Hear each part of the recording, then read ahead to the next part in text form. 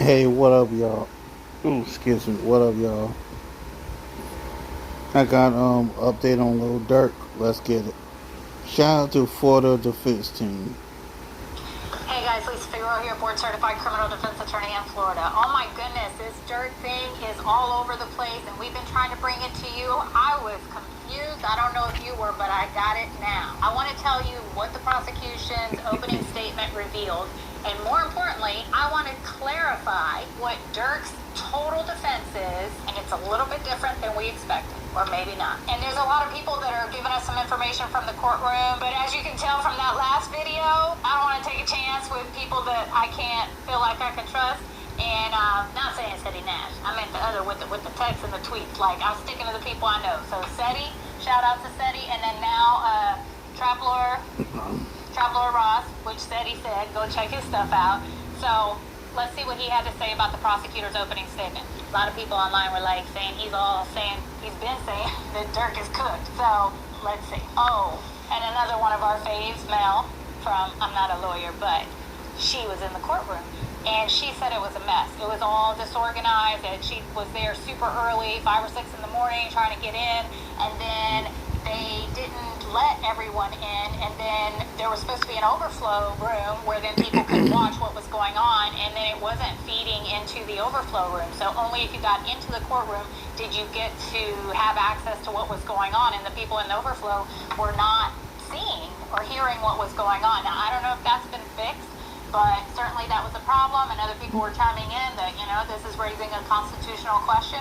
So we'll see if they get those kinks worked out, if it was just a preliminary issue, or if that's going to be how it is the rest of the trial. All right, so with respect to the prosecution, the government comes out, and according to, gosh, that name is long, Traveler Ross. I'm like, what's his name, Ross? Anyways, what do I call you for short? Okay, anyway, started out very strong, but it was all about King Von. They painted the whole picture about this is all about revenge. It's about revenge for King Von, revenge for Von, not Von, not the other Von, King Von. And they showed, in fact, the beating of King Von, and then ultimately where he was shot and later died.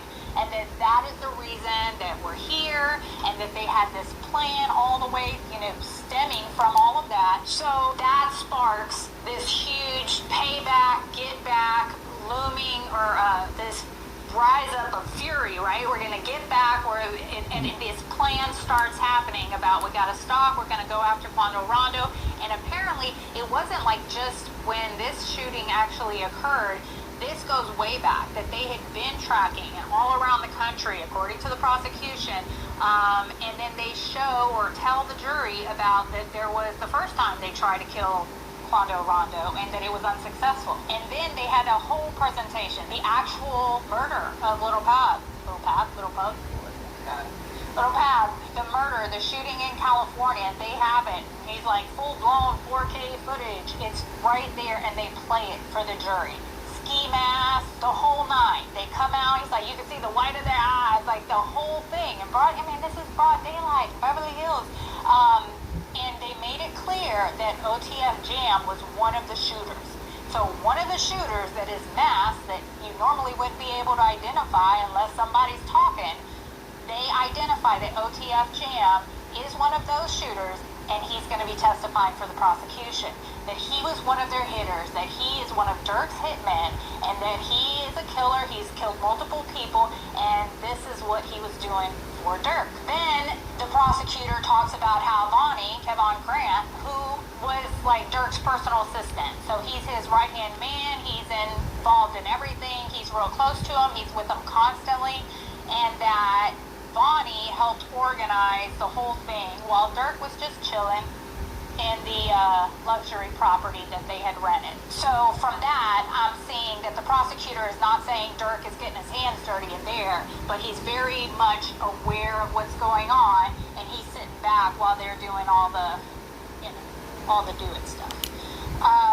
Again, this is the prosecution's theory. Oh, and then the fact is that there was a stolen car, this BMW that they were in, that they rented, or I don't know, not rented. It was a stolen car that they were using in LA that Bonnie, who is a prosecution witness, was driving that BMW, it had a tracker. It had a tracker in it, and then it tracked all the way the murder, the in and out. You guys seen that one, the photo of them at the in and out. That one's hungry. And then going back to the house where Durk was staying. And so he then concluded that the prosecution basically has 3 trusted lieutenants of OTF, right? They're not supposed to be talking about gang evidence or information, but the implication is that you've got 3 trusted lieutenants, meaning higher-ups in the OTF organization, and they're all expected to take the stand. And according to the government, in this report, that there's a bunch of evidence that they plan on showing, and they have footage, they have lyrics, they have music videos, they have still shots of the music videos, and they're going to be using all of that. The other thing was, he talked about the fact that the feds revealed something that maybe was a little unclear, and I think this had been going around when we talked about the bond hearings and the request for bond, that, remember they were saying he tried to leave the country, and Durk's defense was, oh no, he wasn't trying to leave the country, he had scheduled stuff, right? Like, Judge, that's he's not a flight risk. Well, apparently it came out during the opening statements that not only was he trying to flee the country, but when he arrived to the airport, this private airport or private plane that he was supposed to be boarding, the feds were there. And when Durk sees that the feds are there, he took off running. So, and then he Really? barricades himself inside a car and refuses to get out.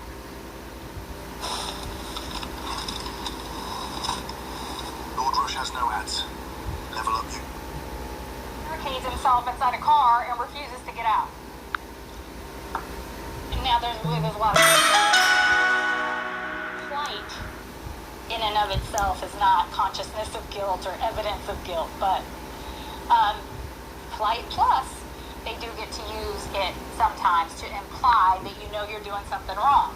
But so they brought that up, and certainly they're going to paint the picture that if you have nothing to hide. And what was said about this was in the and right now we're just talking about the prosecution's opening statement, but a little bit woven into the defense's opening statement to kind of combat that.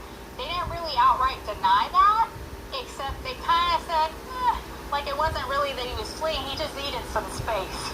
He was just trying to get away, but not like get away from the crime, but just needed some space to kind of get away from whatever all this other stuff was going on. So, not really specifically trying to flee the fence. What's not clear, he did seem to think that maybe they're going to have some footage of that interaction, which they might, and he expects that they might show that, so we'll have to see. Do they end up playing anything regarding that? Is that going to be admissible? Is it objectionable? But we'll just have to see. Now, let me circle back to the defense opening, because, as I mentioned, it was a little unclear to me when I was getting mixed messages from what was being reported. It was clear. I think what I took away from this, as far as the defense team's theory, is that they are just straight up blaming everything on Bonnie. Bonnie, Kevon Grant, the entire opening. The other kind of distinction was that he referenced how the prosecutor used a lot of show. It was very much a big presentation. You got video, you got images, all this stuff. And the defense, they didn't do all that. So it wasn't a lot of frills, and it wasn't a big presentation per se. There was only one photo that they really harped on, and that was a picture of King Von with Bonnie. And their whole argument was that Bonnie is King Von's cousin, that his whole identity is wrapped up in that.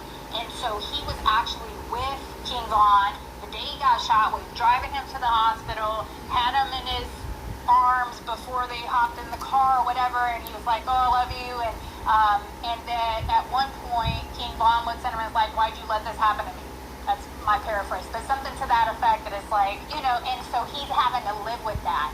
And the defense's argument is that sparked this deep-seated desire to slide for Von. and that's been his whole thing all along. And he's the one who orchestrated, he's the one who coordinated the hitman, he's the one who made all the arrangements. Durk didn't have anything to do with it. It was all Vonnie. He's the only one that was trying to get back, and that Durk had nothing to do with this. The whole slide for Vaughn, that's all Vonnie.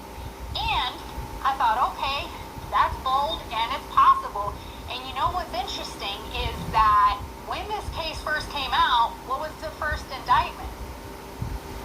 Remember the first indictment? Durk wasn't in it. Durk wasn't in the first indictment. The first named co-defendant, the top co-defendant, was Kevon Grant, Vonnie. And it wasn't until then they redid it. And what the defense touched on also is that when the feds met with Vonnie, they were like, listen, we're putting this all on you, we're putting this all on you, unless you're going to give up someone else. Again, my paraphrase, but that's the point, and that was the tenor. And so now I see the defense is basically saying, look, this was all Vonnie. You guys had nothing on Durk. You pinned Vonnie. Kevon Grant is now being facing all of these charges to be responsible for all of this. Why don't you give up someone else? And that's what he did. That's what the case boils down to. And the question will be, what is the jury going to think? And so, yeah, which is super interesting. He gave up Durk. He kind of ends the video or the update with talking about that when Vonnie was arrested, not only, we get a little peek into what that interview was like, they talked about the fact that when he was arrested, he was staying in a hotel with his girlfriends, and the cops, again, this is what I was saying, he's like, you're the leader, right? You're the leader unless you put someone else in charge. You're going to go down for this. But they go back decades. They're saying the defense is pointing out that Vonnie and King Von went back decades. Their dads go back. Vonnie used to be the personal shopper for King Von. Like, he had access to all his money and his accounts, and that's how tight they were.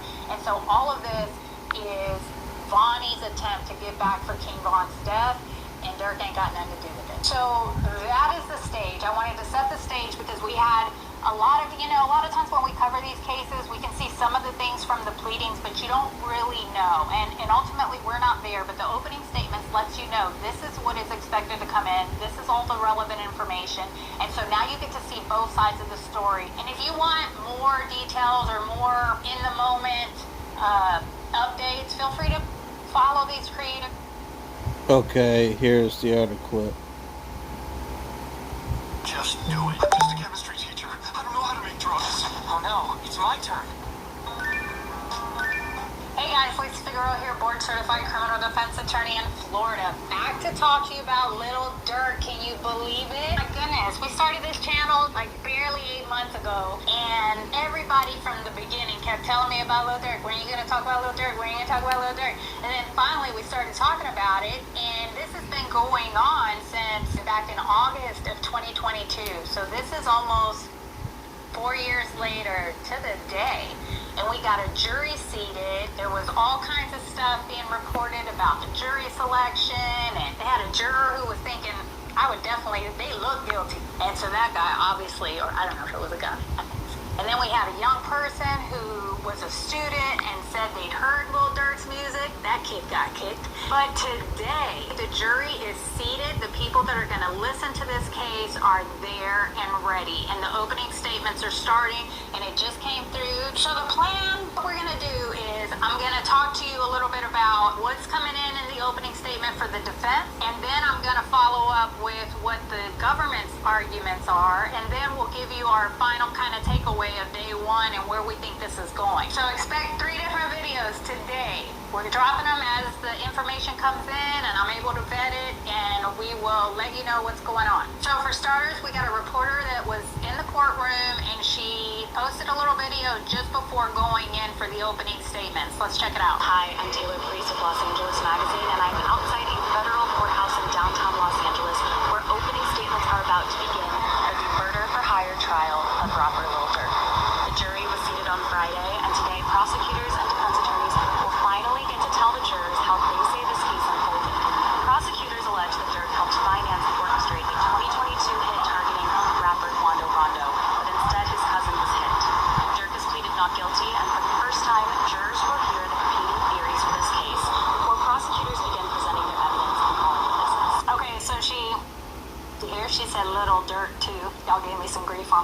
low. Anyway, he set the stage. Basically, opening statements is going to begin. I love opening statements because this is the opportunity for both sides to just present their theory of the case, give the jury a roadmap, a blueprint of what is expected to come in.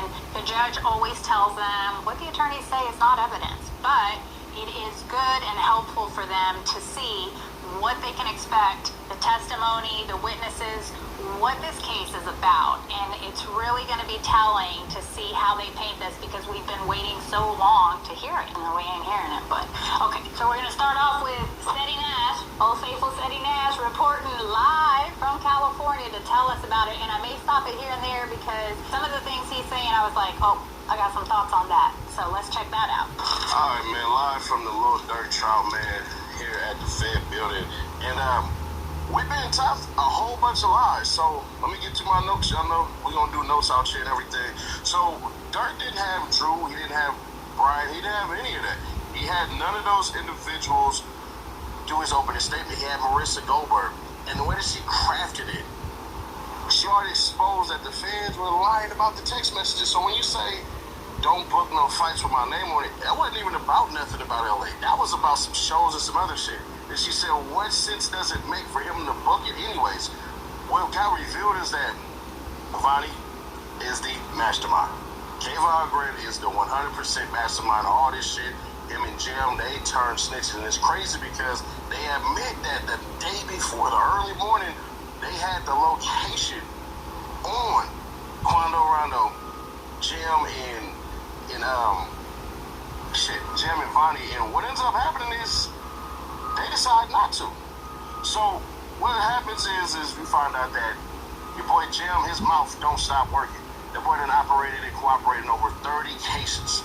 So you have that. Then you Okay, shout out to all the female criminal defense lawyers out there kicking butt and not getting really all the credit. So I'm loving that. Why do you say that though? Because everybody's like, oh, Durk's team.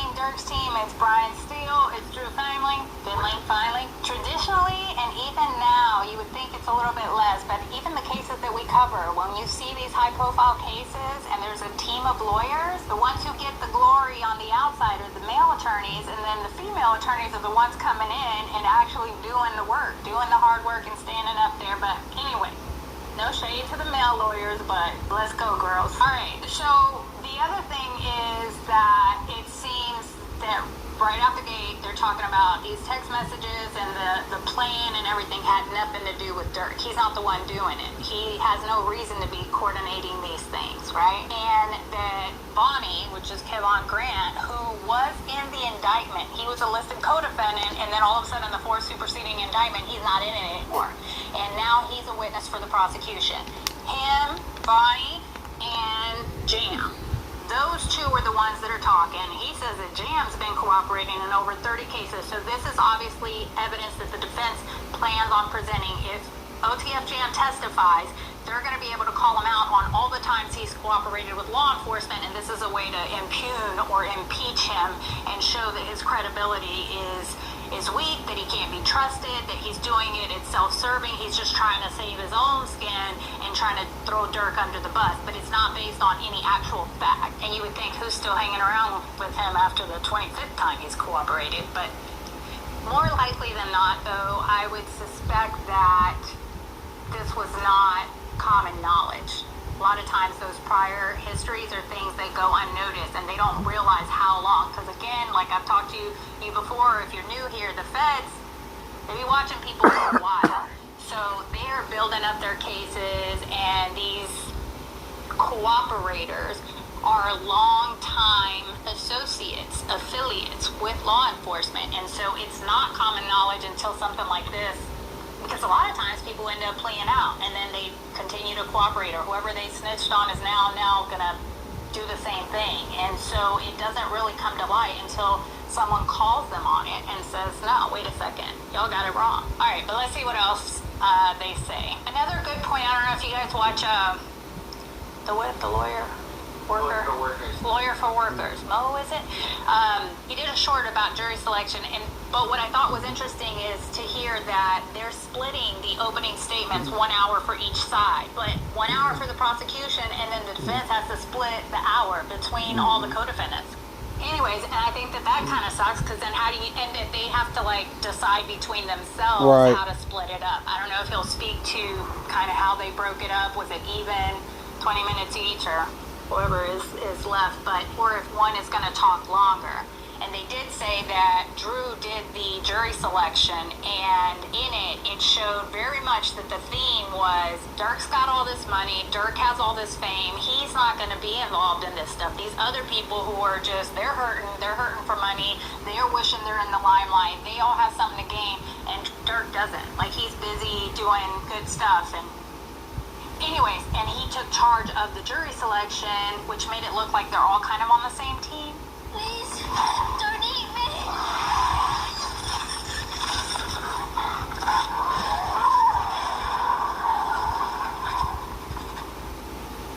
Took charge of the jury selection, which made it look like they're all kind of on the same team. Anyway, forget that. Kayvon Grant being the one who did all the drilling and all the setting up. He's the one who did the black shit shooting and all that, who's saying, hey, basically, bruh, check this one out. I got something for y'all. I know how to do the stolen cars. I know how to get the guns. I know how to get the ski masks. I know how to do all of that stuff. So you have that. And the way that he told one Lil Durk was simple. It wasn't no, hey, bruh, Durk told me to do this, Durk told me to do that. No, he gave the feds a breadcrumb, and the breadcrumb was simply this. Hey, how this happen? Check the credit cards. So that's why the credit cards became so goddamn important. But what they did reveal today was that, hey, man, he had access to them damn credit cards because they were under what's called astronaut sounds. So he had access because of his little shit and everything that he had going on.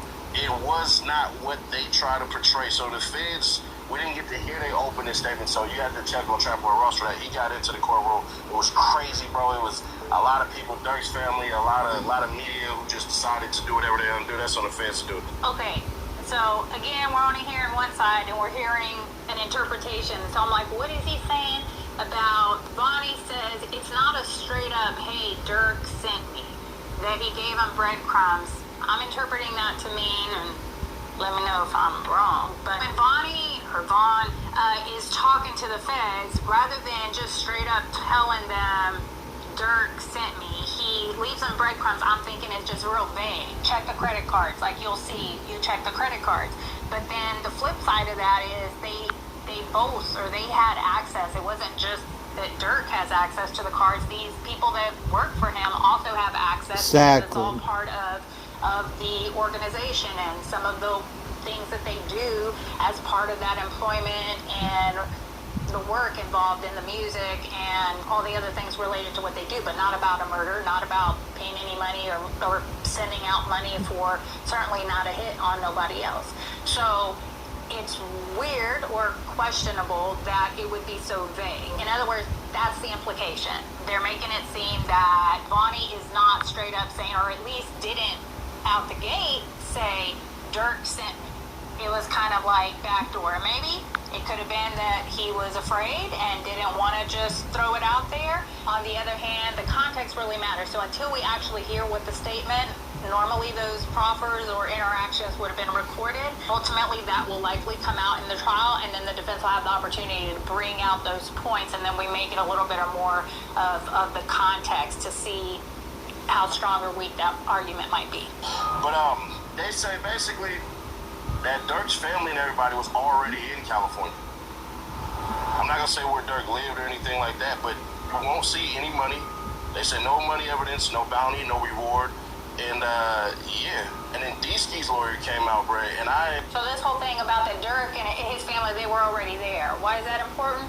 We've talked about federal cases. The reason it's federal is because of the crossing of state lines. So if they were already there, then there's an argument to be made that this isn't some crossing of jurisdictional lines. That's my guess, that that's why that was thrown in there. But They also point out no evidence of money exchange, nothing, no reward, nothing compensated. Actually, he didn't say that, right? Did he say? I think what their argument was, there's no money exchange, there's no reward. And we know that the government kind of changed up their theory of compensation to say, well, we're going to kind of like shout outs and songs and different kind of promotions and collabs, like a backdoor way of doing not actual money. So I don't know if, it's nice they're able to say, well, there was no money paid. The government's going to say it didn't have to be money. They're compensating them in a different way, which is a little vague and I think a little more difficult to prove. They're going to have to show that it was a true quid pro quo. Like, you do this, a tit for tat.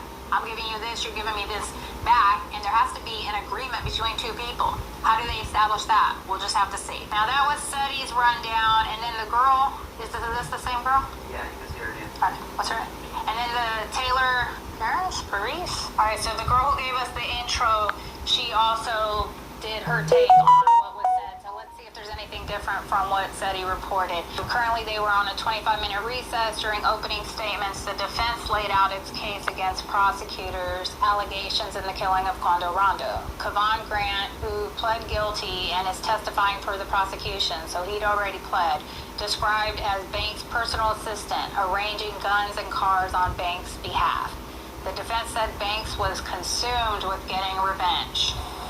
This water could cost you $2.50 at a gas station, $5.50 at a baseball game, or $10.50 at an airport. With the Acorns app, you'll be saving and investing either way because Acorns rounds up your purchase to the nearest dollar and invests it for you. Download the Acorns app to get started. It's also sort of a call I'm making for you to have the guts to speak up. It's okay. People can disagree with you. But if everybody is afraid to speak up, Against Quando Rondo for the defense.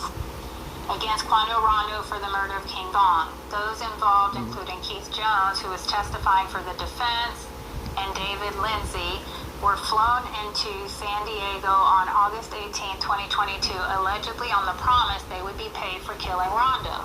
The defense called it a case of both revenge and reward, describing the morning of August 18th as frantic in nature. The group traveled with only the shirts on their backs. August 18th and 19th, two white sedans with tinted windows, one rented and one stolen, allegedly stalked Rondo before he was targeted at a gas station. August 19th, 18 bullets were fired. 3 shooters were dressed in black and wearing ski masks purchased by Grant on a company card. The defense alleges Banks was at a rental home waiting for updates by phone.